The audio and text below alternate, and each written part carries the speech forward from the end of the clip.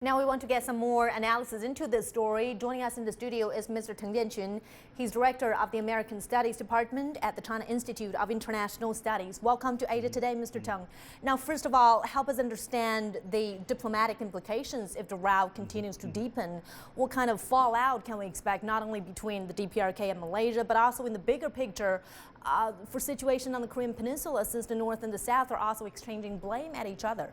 First, let's talk about the relations between DPRK and Malaysia. Actually, Malaysia has been one of the best friends in the world since the two countries established the diplomatic relations in 1973.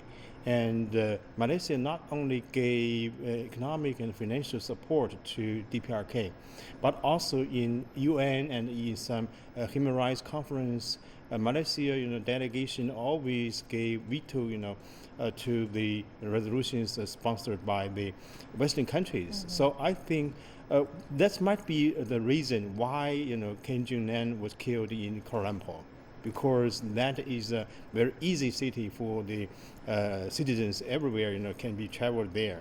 And so I think this is actually a dilemma for Malaysia government because of the good relation between the two sides. This time we look at the investigation. Actually, the Malaysian policemen try their best to avoid any, provocation words or behavior toward the DPRK, and this is actually a really dilemma for the Malaysian government. And in terms of the situation in Korean Peninsula, this is a very sensitive time because of the disorder in Pyongyang and also in Seoul.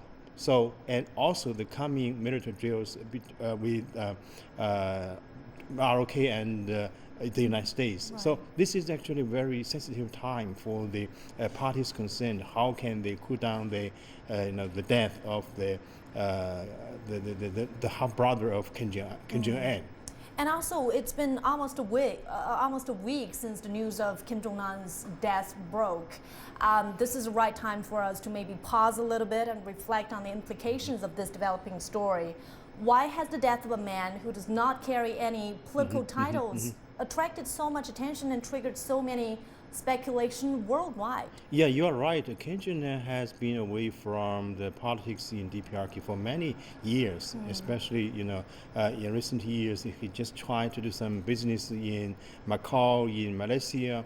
But why, he was killed in Kuala Lumpur? I think some country might be manipulate the death of this gentleman and for their sake, and that might be another explanation that his brother, Kim Jong Un, would like to kill him, and for the survivability of the power in DPRK, because Kim Jong Nam might be threat for the power of Kim Jong Un in DPRK. So there are many explanations for the death of Kim Jong Nam. But I think as the investigation in the past 1 week, we have seen the result. Some suspect already have been taken into custody by the Malaysian policemen, and also some suspect already escaped from Kuala Lumpur to Pyongyang. So all the evidences today have already been targeted at the DPRK. DPRK might be the assassinate of this incident. Well, hopefully the ongoing investigation could bring us closer to truth. Thank you so much, Mr. Teng Jianqun, for your insights.